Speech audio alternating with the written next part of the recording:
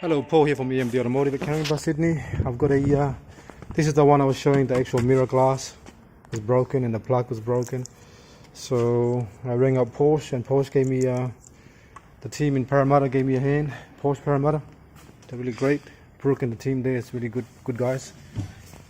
Whatever you need, you can actually contact him and so they got me the glass.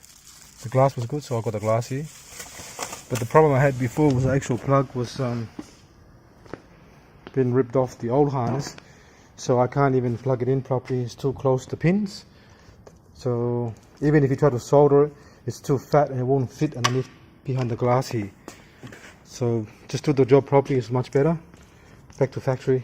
So I got ordered a new wiring harness. Had to take the whole door trim off.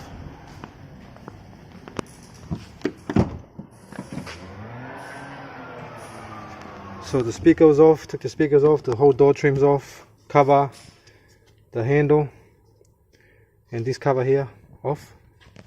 Sorry, got back so you can see. Trims and all that off. So, and the actual whole, the complete door trim's off. Because I have to run a new wiring harness from outside to here, so I got it through there. Comes through here.